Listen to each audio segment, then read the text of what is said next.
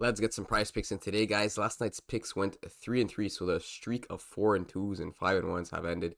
3-3 is still okay. We got 50% on the day. As you can see right here, that point counted. He got exactly 3 points in that first quarter. I said at 3.5, it's not a good pick, but at 2.5 that we're getting on prize picks, excellent pick, and you could see it cashed right at that 3. KCP didn't even get like 1 point all game. I think he got maybe 1 3-pointer in the last quarter. That's about it. So overall 3-3. The soccer pick did miss, but the NBA picks went 3-2.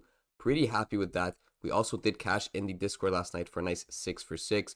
Give me that 25x. And in March so far, we're up 13.3 units after being up over 130 units in all of February. As always, we're doing very well on prize picks. I'm going to get into another 6 flex for tonight. And to start it off, I actually got this pick. I actually posted it on Twitter earlier today. We got Shea on the under 6.5 assists. If you guys want to follow me on Twitter, I'm going to drop like top 3 picks every day like this.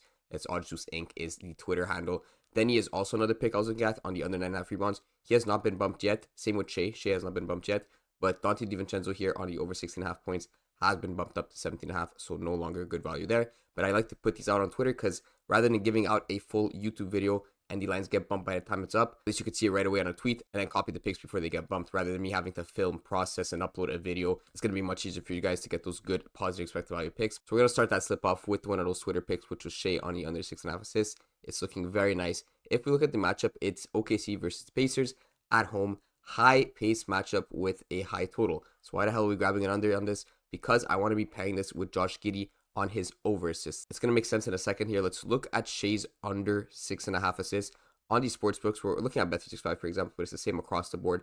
Minus 135 juice towards his under, meaning under 6.5 assists is more likely to happen. Now, what I want to grab here instead is maybe a game script where Shea's getting a lot of points. He's not assisting as much, and Giddey is actually going to be the one getting the assists. Now, I'm not just grabbing these two guys randomly. I could go grab Chet on the over 2.5 assists. I'm grabbing these specific combo here because I actually have stats for the whole season. Over 42 games on prize picks that both these props have been on the board. So if Shea assists on the board and Giddey assists on the board. This specific scenario where Shea goes under his 6.5 assists and Giddey goes over his 4.5 assists has happened 15 out of 42 times. So if you translate that to percentage, that is a 36% of the time that this exact 2 power hits. Obviously, you can't play this in a 2 power because in the same lineup. But as we all know, you need to be hitting 33.33% of your 2 powers to break even. We're getting a hit rate above that between these two picks together, right? We're looking at them together, not on an individual basis. About 36% of the time, this specific 2-man is going to be cashing with Shea on the under assist and Giddey on the over 4.5. Plus, we have that juice towards Shea's under assist. So I'm absolutely loving this, especially loving that heavy juice on Shea's under 6.5 assists. That is going to be the first stack or the first combo for this specific slip. We're going to grab these two guys from OKC together. I have an even better stack than this, and that's going to be on the Houston Rockets. We're going to go with Van Vliet on his under 8 assists, and take a look at this one on the sportsbook. We get him at 8, right? If you go check him on Bet365, for example, Van Vliet is set at 7.5 assists, as I'll show you in a second here. So Van Vliet, 7.5 assists. Yes, there's heavy juice towards that over 7.5, but at 8.0, it's a decent push potential, so I'm liking it at least on the under 8 assists. Now, the matchup is a bit easier here tonight. The Rockets are away, but they're versus the Spurs, but it is a slow-paced matchup, 222.5 total. So that's more opportunity for there to be less points. Obviously, we're not expecting a blowout for either team here. Should be a tight game, but I still do think it is okay to take the under, and we're going to be pairing this with another under on Dillon Brooks. So Dillon Brooks, I like his under 19.5 PRA. It's not on the board. I don't know if it's going to be back, but it was at 19.5. Instead, I'm going to be going with the points and assists because it's the next best thing. We have him at 15.5 points plus assists on Bet365. And if we go and check on the sportsbook, you're going to see Dillon Brooks' points plus assists is set at 14.5. We're getting a whole point/assist on this. Again, look how important that was with Nurkic yesterday. And just look how important it is over the last year of my videos. So we all know that every single point counts. We're going to be grabbing the under 15.5 points plus assists. I would have liked to take the PRA at 19.5, but I don't think it's going to be back on. And the reason I was looking at the PRA specifically because I do have stats for that. And of the games where Van Vliet assists and Dillon Brooks' PRA were both on the prize picks boards at the same time, they have both went under 40% of those games. That is an amazing number. Like I said, 33.33% for the 2 powers. We're getting it at 40%.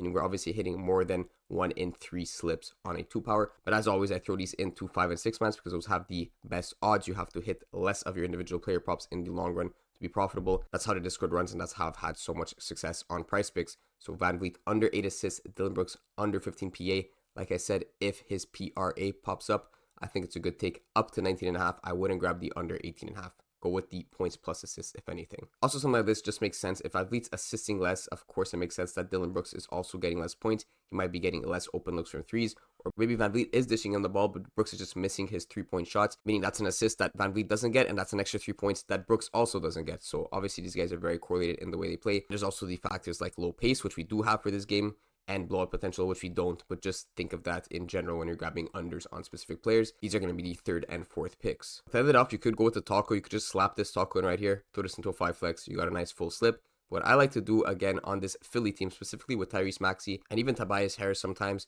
now that Embiid is out, I like to go with like Maxey on the over points, Kelly Oubre on the under points, for example. That's something I rock. Or sometimes the opposite. I grab Oubre on the over points and Maxey on the under points. Why? Because it's unlikely that both of them are going to go over. You're not going to see Maxey, Oubre, and Tobias Harris all go over the points in the same game.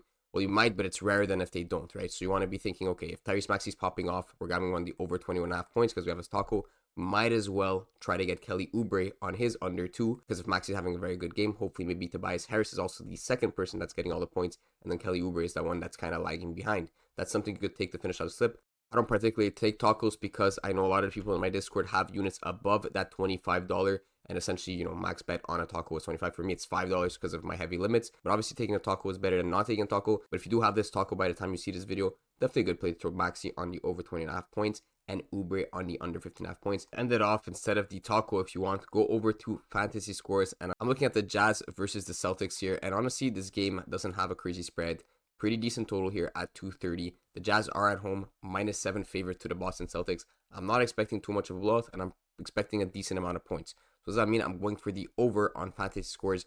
I'm going to be looking at Colin Sexton and John Collins, both on their overs. Now, I checked the RotoWire optimizer to kind of see what the lines should be set at, or like what they're projecting at compared to Prizepicks. If we check out Colin Sexton here, he's set at 38.51 projected fantasy points here. Of course, on Prizepicks, we have him at 35. And then John Collins is set at 33.5 on Prizepicks, and he's projected at 35.96. So getting like 3 points of extra projected value on that. That's not the main reason I'm liking it. If this game ends up being tighter than expected, I think both these guys cash easily over, because I have stats on this, and over the 32 games that both these guys have had fantasy score lines on Prizepicks, they have both cleared the over together 16 out of 32 times, meaning 50% of the time. If you're grabbing the over on both these guys, they have cashed together in the same direction. That's absolutely insane. Let me remind you, on 2 powers, 33.33% is what you need. We're 17% above that. Obviously, it's not a trend that's going to continue forever, but we have a lot of wiggle room, about 17% of wiggle room on this pairing on the overs. So you could expect these guys to hit together. And if we do check the game logs, you could see that these guys do hit together very often here. So here on 3 and 4, they hit in the same direction.